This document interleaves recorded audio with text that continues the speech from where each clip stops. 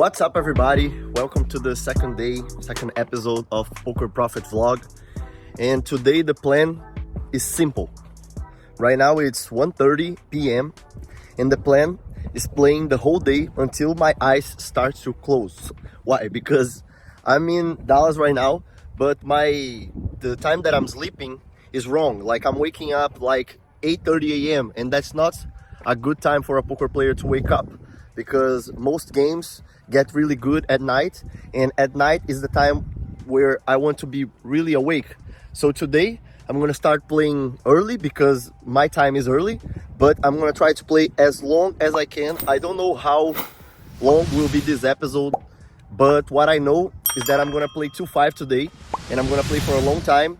And you don't know yet, but my bankroll is way better now because of what I played in Brazil. I played online a lot and I made a lot of money playing online.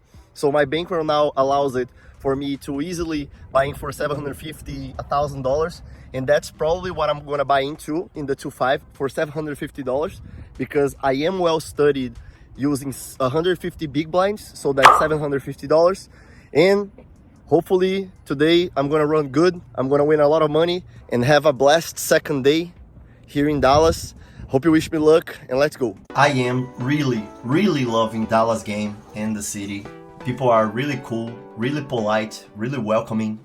By the time this episode is uploaded, I'll be in Austin already. I can definitely play a game you guys want me to play, so feel free to leave a comment down below. I'm buying in for $750, which is 150 big blinds. I played and studied a lot playing this deep, 150 big blinds, so that's why I'm buying in for this amount. Also because I feel pretty comfortable to buy in for 750 due to bankroll purposes. And here's one tip for you guys. When you play poker, buy in for an amount that you feel comfortable. Don't allow others to define what should be your buy-in. Do it yourself, and as long as you have a sound plan, that's great. Even if you buy in for 50 big blinds, for 100 big blinds, for 300 big blinds, buy in for an amount you feel comfortable. First hand, I'm in the low jack with ace queen offsuit. It falls to me and I raise to 20. Cut off re-raises to $70.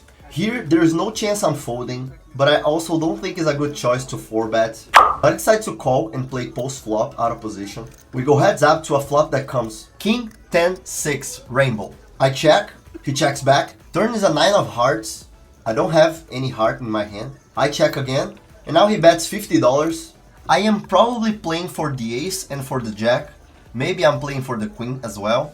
So for this price, I can totally call here and see a river, and that's what I do. I call. We miss the river. I check. He checks back. He shows queens, and we lose this one. I buy in for $100 more to come back to 750. If you're here for a while, you already know what this sign means. It means the table is soft. There were a couple guys splashing around, like straddling, calling, and raising a lot, playing very different from optimal play. Next hand, I'm in the hijack with queen 10 offsuit. I see my left, I see the button wants to fold his hand. Under the gun straddle, and I decide to open raise here to $30. Small blind and straddler call, so we go 3 ways to the flop, which is a good one. Ace 10-4 rainbow. They check to me, and most likely I'm winning this hand, but I decide to check back, control the pot, and open space for them to bet if they want in following streets. Turn is a 9 of spades. Now there are 2 spades in the board. Straddler bets 25. Easy call here, and that's what I do. I call. Small blind folds, and we go heads up to the river. River is a 7 of clubs, pretty much a blank. He checks, I check back. He shows jack 9 offsuit. I show the queen 10, and we win. Next hand, I'm in the low jack. Under the gun straddles 10, and I raise to 30. Small blind and straddler call, so 3 players see the flop, which comes an amazing one. 7-6 deuce with 2 hearts. I got top middle pair and nut flush draw. They check to me, and here I'm gonna c-bet small. I want them to remain in the hand. I c-bet 35, around 1/3 of the pot. Only small blind calls. We go heads up to the turn, which comes a heart. I have the nuts. He checks to me again, and now the thinking passes through my head is how much can I extract from this guy. I'm not quite sure what his range is, flat calling from the small blind, but he has many hands that could call a bet in the turn and in the river. So I decide to bet 55, 1/3 again, In case he has a flush, he's gonna check raise here. And in case he has a pair or two pairs, he's gonna call. So that's why I made this amount. He calls. River comes another heart. He checks again. And my thought process is the same. How much can I bet so I extract the most from him? And I decide to bet $180. He thinks for a while and ends up calling. I show my hand and we win.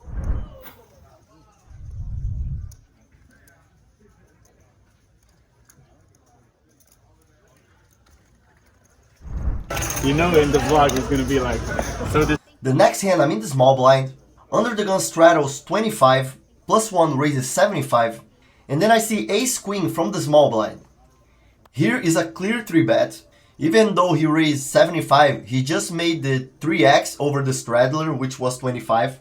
And he seemed to be an experienced player, so we're just crushing his range here with ace queen offsuit. And now the question is, how much will I 3-bet?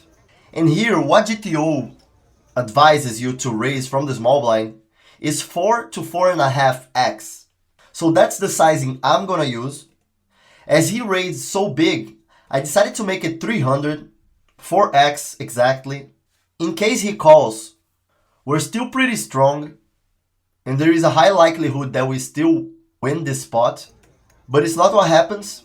He quickly folds, and we win the hand. And just as an observation, guys, it doesn't matter what exactly you play, but if you play no limit Holdem cash game, you can model the same sizings for your reality. So if you're playing 1-2, for example, and someone raises to 20, you can totally make it to 80, 85, 90, which is 4x to 4.5x. I definitely encourage you to look at those plays and look at this content and try to absorb good things for your game. You don't necessarily need to agree with everything I say here, but you can definitely model some things I do here for your game and have better results yourself at poker. Winning $400 so far. Next hand I'm in the hijack. Under gun straddles. Middle position raises to 30. And I see ace-10 suited. Middle position is Matthias. He mentioned he have watched the vlogs before, and that adds up some context to this hand. I 3-bet to $100 in position. Matthias call. We go heads up to the flop, which comes a pretty dry one, and one where I have some relevant equity here. I'm playing for the 3, for the 10, for the ace. Maybe I'm winning with ace-10 suited. So when he checks to me, I'm gonna keep betting. I see bet $80, little more than a third of the pot. Matthias call, and we see a turn of 8 of clubs. He checks to me again. I have $900 left in my stack, and Matthias covers me. And here I could either check or bet, but now I decided to put pressure on him. I decide to bet an amount that I send a message I'm gonna shove in the river in case he calls. I like to do those bets in the turn, especially when I'm in position, which is this case. So I bet 275, leaving like 700 left in my stack. He snap calls, which is not good news. Turn is a 9 of clubs, and then he quickly shoves all in. That's an easy fold, but I'm not gonna make it that obvious that I was just bluffing. So I take my time and fold. Later on he tells me that he had ace-10 of clubs, so we both have the same hand in the flop, but then he made a runner flush in the turn and river. Next hand I get pocket queens. I'm in the under the gun. I open the raise to $20. 3 players call. We go 4-way to the flop, which is a pretty nice one. Queen 8 deuce with 2 diamonds. I have the queen of diamonds. There are 2 players in position against me, and as I have a great hand and I have the queen of diamonds, I decide to check on this flop, maybe open space for the other guys to bet, which is not what happens. Everybody else checks. Turn comes a 9 of hearts. The only hand I'm losing is Jack 10, which some of them might have, but they won't have it that often. When action comes back to me, now I'm gonna bet for sure. I make a delayed c-bet of $55, around 3/4 of the pot. Big blind, who was a good player, decides to check raise me to $225. When he check raised me, I already knew I was gonna call. If I call the 225, I'm still gonna have left like $440. Some people could advocate to shove here, but I don't like that much. Big blind has many jack tens in his range.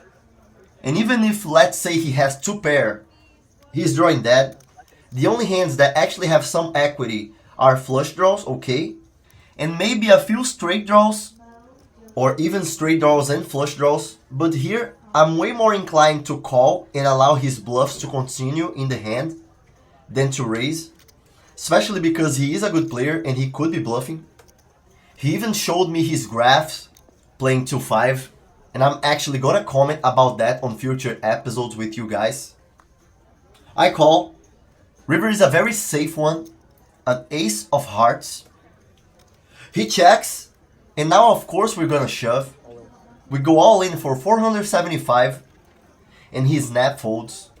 I pause to eat, and when I was eating, a viewer of the channel named Steve came to talk to me.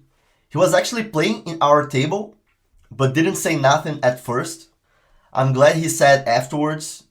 It was very nice to meet him, and it will be a pleasure for me to talk to any one of you. If you find me somewhere around the US or around the world, feel free to come to talk to me, that I'm gonna love to talk to you and meet you guys. I really mean that. And if you're gonna be somewhere around Austin or Vegas on the next couple weeks, hit me up that we can hang out. Winning around $170, I decide to table change. In this table I just got it. A guy that in my opinion was a pretty douchebag. After like 10 minutes in the table, he just came to me and said, "Are you vlogging?" And I said, "Yeah, do you have a problem?" And then he said, "Yeah, I don't want to be on the vlog." And then I said, "Okay, you're not." And then he said, "Oh, but my voice is here." But it was pretty clear that he just wanna mock me around, you know? And man, I really respect other people. I really try to be kind and etc. And seeing a guy like that just makes me so angry, man. But honestly, a guy like that must probably have a pretty hard life to be the type of person that just wants to make the lives of other people harder. And don't get me wrong, I completely respect who doesn't want to be in my vlogs. Completely. My problem is with people that actually want to get in the way of other people doing their stuff, you know? If you want to do something, man, go do it, you know? I wish you the best. I hope you achieve what you want. As long as you don't hurt other people, I'm actually rooting for you. But from a guy like that, at least I'm not going to be any close from him, because I don't want that type of energy close to me. So I change tables again. First hand, I'm in the under the gun with ace-jack suited. I open raise to 25. Another viewer of the channel 3-bets me from the under the gun +1 to $80. I could either decide to 4-bet or call, but as I don't think he would make that with such a wide range, I rather calling and play out of position post-flop with this hand that develops pretty well. The flop is great. Deuce, Queen, Jack with 2 clubs. Again, I got top middle pair with the nut flush draw. I check, he bets and I call. No reason for me to check raise here. I want to allow his bluffs to continue in the hand. Also his lower flush draws than mine. The turn is a pretty good one. A queen of diamonds. If he has aces or kings, he might decide to slow down. And now there are less combinations of queen X in his range because there are 2 queens in the board. I check again. I'm going to call for any bet he does here. He quickly bets $240. I'm going to follow the plan and call. We miss the river. A 4 of diamonds, complete blank. I check, and now he goes all in for $565. Pretty tough spot. By the way he played, I'm losing for aces, kings, ace-queen, king-queen. So there are many combinations of hands I'm actually losing. And there's a problem with wanting to call this particular hand. And the problem is because most of his bluffs would be either ace-king or ace-x of clubs flush draws that he 3-bet pre-flop, bet flop, bet turn, and goes all in as a bluff in the river. But even though I'm telling all of that to you here, I don't need to be right that often so this call is profitable. I gotta call 565 for a pot that has 1412. For this call to be profitable, I gotta be right around 20 to 25% of the times. If I had ace-jack without a club, I'm pretty sure that's a call. But with the 2 clubs, I'm actually blocking his bluffs. So now looking back at this hand, I feel like I should have folded this river, but it's really easy for me to say because I already know the result of this hand. But well, he's a viewer of the vlog. If he has it, I'm gonna give him money, and if he doesn't have it, I'm gonna make money on him. That's not exactly what passed through my head, but I confess, in the end, I felt a little bit more inclined to call because of that. Pretty tough spot. In the end, I decide to call. He shows ace queen, making top pair in the flop and trips in the turn, and he wins the hand.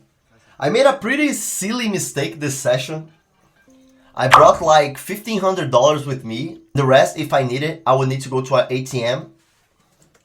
But in the end, the ATM was not working inside Texas Card House, so I could only buy in for 500 more.